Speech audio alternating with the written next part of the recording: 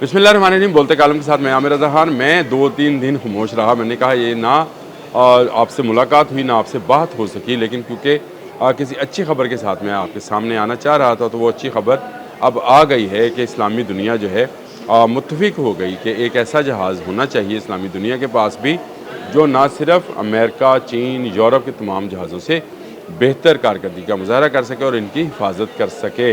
तो इस हवाले से तुर्किया ने जो जहाज़ बनाने का काम का आगाज़ किया था, एयरक्राफ्ट बनाने का, जंगी जहाज़ बनाने का, उस काम में पाकिस्तान और अज़रबैजान तो पहले ही उसके साथ थे, लेकिन अब ये ख़बर आ रही है कि सऊदी अरब और कतर और यूएई, ये तीन भी इस मंसूबे में उनके साथ शामिल हो गए हैं। और सबसे बड़ी बात यह है कि इसकी प्रोडक्शन लाइन बनाने का मुआहिदा जो है बहुत जल्द पाकिस्तान के साथ होने लगा है। यानी ये जहाज़ जो है इन तमाम ममालिक की मदद के साथ पाकिस्तान में ही तैयार किया जाएगा।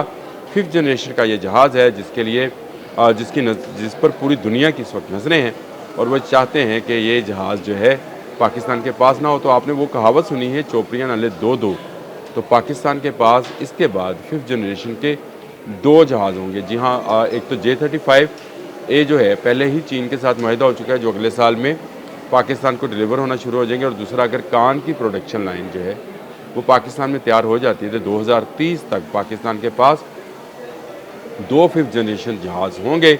इससे पहले पाकिस्तान के पास 4.5 जनरेशन के 2 जहाज़ पहले से मौजूद है, जो J-10C है, और पाकिस्तान का अपना F-17 थंडर ब्लॉक 3 जो है ये 4.5 है। तो इस तरह से अगर देखा जाए तो पाकिस्तान की फ़िज़ाइया 2030 के बाद नाकाबिल तस्खीर हो जाएगी। ना सिर्फ पाकिस्तान की फ़िज़ाइया, बल्कि पाकिस्तान में ये बनने वाले कान 5th जनरेशन जहाज़ जो हैं, ये सऊदी अरब, यूएई, कतर को मिलेंगे। अज़रबैजान पहले इसमें शामिल है। तो अगर इसको ओवरऑल देखा जाए तो आपकी पूरी इस्लामी दुनिया जो है उसका ये अहाता करता नज़र आता है। ये जहाज़ जो है, इसको मैं हमेशा ये कहता हूँ कि ये इस्लामी जहाज़ है, और इसको जो है अब लॉन्च कर दिया गया है, और इसका मुआहिदा जो है बहुत जल्द होने जा रहा है। तुर्किया की एरोस्पेस जो कंपनी है, उसने इकबाल के नाम से इसका पहला प्रोटोटाइप, वो जो स्टील टेक्नोलॉजी है उसका एक समझे कि उसको एक्सपेरिमेंट जो है वो पाकिस्तान में कर भी लिया है। अल्लामा मोहम्मद इकबाल के नाम पर इस एक्सपेरिमेंट का नाम रखा गया था। इस स्टील टेक्नोलॉजी को दुनिया की बेहतरीन स्टील टेक्नोलॉजी कहा जा रहा है, जो बहुत सारे रडार्स में नहीं आएगी। और इसमें आने वाले दिनों में इस जहाज़ के अंदर, क्योंकि इसका प्रोटोटाइप 2 मरतबा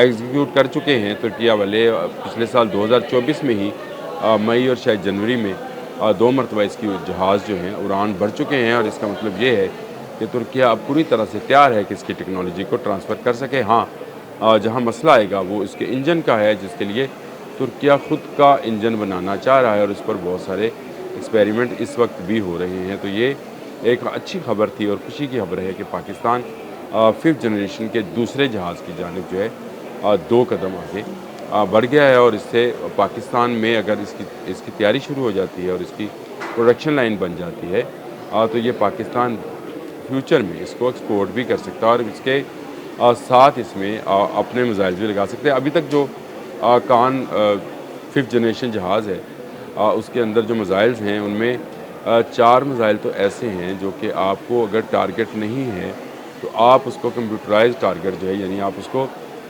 लेज़र गाइडेड के तौर पर इस्तेमाल कर सकते हैं, और वो जहाज़ जो है आपको जो है वो वहाँ पर अपना मिसाइल गिराने या मिसाइल दागने का जो काम है वो कर सकता है। इसके अलावा 2 मिसाइल जो हैं वो ऐसे हैं जिन पर निशाना बांधा जा सकता है।